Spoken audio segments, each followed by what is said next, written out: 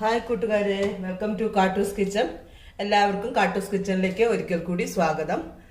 നമുക്കിന്ന് തമിഴ്നാട് സ്റ്റൈലിലെ ഒരു തക്കാളി ചട്നി ഉണ്ടാക്കാം. അതെങ്ങനെയാണെന്ന് ഞാൻ കാണിച്ചു തരാം. അതിനുവേണ്ടി ഞാനിവിടെ 3 തക്കാളി എടുത്തിട്ടുണ്ട്. നമുക്ക് തക്കാളി നമ്മുടെ ആവശ്യത്തിന് നമുക്ക് തക്കാളി എടുക്കാം, എത്ര വേണമോ അത്ര എടുക്കാം. പിന്നെ കുറെ ചെറിയ ഉള്ളി ഞാൻ കഴുകി കട്ട് ചെയ്തില്ല, കഴുകി അറ്റവും പാലും എല്ലാം കളഞ്ഞ് എടുത്തിട്ടുണ്ട്.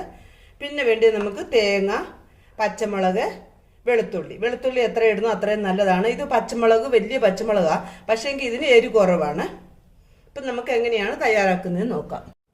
ആദ്യം നമുക്ക് ഉള്ളിയെല്ലാം രണ്ടായിട്ടൊന്ന് കട്ട് ചെയ്തെടുക്കാം. ഒത്തിരി അങ്ങ് ചെറുതൊന്നും ആക്കണ്ട, ചുമ്മാ ഒന്ന് പൊളന്നിട്ടാൽ മതി. നമുക്കെല്ലാം അന്നേരം ഒന്ന് ഇങ്ങനെ ഒന്ന് കട്ട് ചെയ്തെടുക്കാം. അടുത്തതായിട്ട് നമുക്ക് നമ്മുടെ തക്കാളി കട്ട് ചെയ്തെടുക്കാമേ. അതും ചെറുതായിട്ട് കട്ട് ചെയ്തെടുക്കാം. ഇതെല്ലാം നമ്മൾ കട്ട് ചെയ്തങ്ങ് എടുക്കണം. എടുത്തു കഴിഞ്ഞാൽ നമ്മളിത് ഉപയോഗിക്കാവുള്ളൂ. ഇതിടരുത്.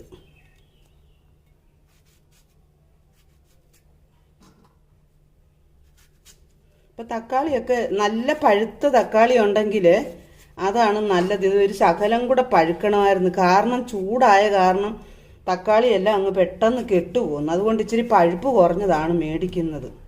നമുക്ക് ഇതിനി ചെറുതായിട്ടിങ്ങനെ കട്ട് ചെയ്യാം. എങ്ങനെ വേണേലും കട്ട് ചെയ്യാം. കട്ട് ചെയ്ത് നമ്മൾ എണ്ണയ്ക്കകത്തിട്ട് വഴറ്റിയാണ് ഇതെടുക്കുന്നത്. അതുകൊണ്ട് അങ്ങ് ഒത്തിരി പൊടിയായില്ലേലും കുഴപ്പമില്ല. നീളത്തിൽ വേണേൽ നീളത്തിൽ അരിയാം, എങ്ങനെ വേണം. അങ്ങനെ തക്കാളി ഇവിടെ അരിഞ്ഞെടുത്തിട്ടുണ്ട്.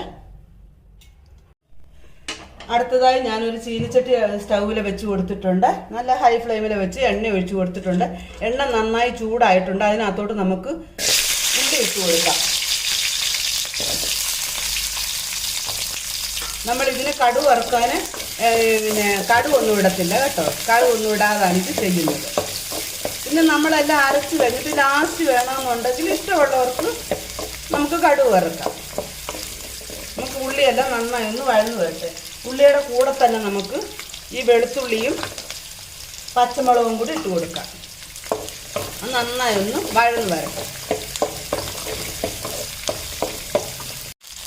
ഉള്ളി വഴന്ന് വന്നിട്ടുണ്ട്. നമുക്കിതിലേക്ക് തക്കാളി ചേർത്ത് കൊടുക്കാം. ഞാനൊരു 2 തണ്ട് കറിവേപ്പിലയും ചേർത്തിട്ടുണ്ടായിരുന്നു. ഇതിനകത്ത് നമ്മൾ ഇഞ്ചി ഒന്നും ഇടത്തില്ല, ഇഞ്ചി ചേർക്കത്തില്ല. ഇപ്പം നന്നായിട്ടൊന്ന് വേകണം. ഹൈ ഫ്ലെയിമിൽ വെച്ച് തന്നെ നമുക്ക് ചെയ്യാം. ഇത് വേകാൻ ആവശ്യമായ ഉപ്പ് കൂടെ നമുക്ക് ചേർത്ത് കൊടുക്കാം.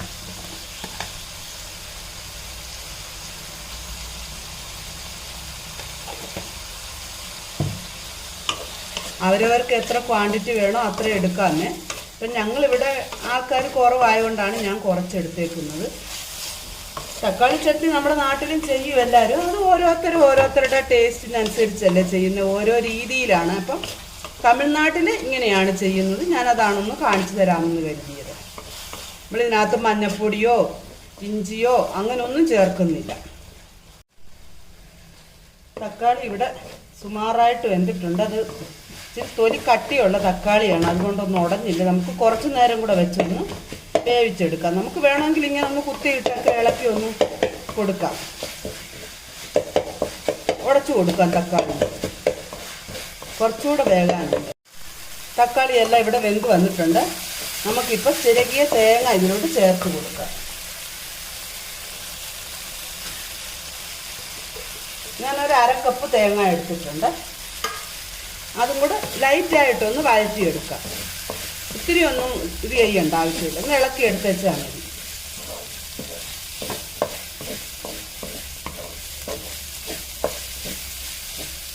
മതി, ഇത്രയും മതി തേങ്ങയെ. ഇനി നമുക്കിത് ചൂടാറിയതിന് ശേഷം വെള്ളം ചേർക്കാതെ മിക്സി ജാറിലിട്ട് അരച്ചെടുക്കണം, നൈസായിട്ട് അരച്ചെടുക്കണം. തക്കാളിയെല്ലാം ചൂടാറിയതിന് ശേഷം ഞാൻ അരച്ചെടുത്തുകൊണ്ട് വന്നിട്ടുണ്ട്. നമ്മുടെ ചട്നി ഇവിടെ റെഡി ആയിട്ടുണ്ട്. Tamil Nadu style tomato chutney. നമുക്ക് ഇഡ്ഡലിയുടെ കൂടെ, ദോശയുടെ കൂടെ, ചോറിൻ്റെ കൂടെ എല്ലാം ഉപയോഗിക്കാം. നമുക്ക് ഇഡ്ഡലിക്കും ദോശയ്ക്കും ചപ്പാത്തിക്കും എല്ലാം നല്ല അടിപൊളി ഒരു ചമ്മന്തിയാണ് ഇത് കേട്ടോ. നമുക്ക് തേങ്ങാ ചമ്മന്തി ഇല്ലെങ്കിലും കുഴപ്പമില്ല, തക്കാളി ചട്നി കൂട്ടി നമുക്ക് ഇഡലിയും ദോശയും എല്ലാം കഴിക്കാം. അടിപൊളി ടേസ്റ്റാ. കൂട്ടുകാരെ എല്ലാവരും ഒന്ന് ചെയ്ത് നോക്കുക. റെസിപ്പി ഇഷ്ടമായാൽ ലൈക്ക് ചെയ്യുക, ഷെയർ ചെയ്യുക, എന്നെ ഒന്ന് സപ്പോർട്ട് ചെയ്യുക. വീണ്ടും ഒരു നല്ല റെസിപ്പിയുമായി വീണ്ടും കാണാം. Bye bye.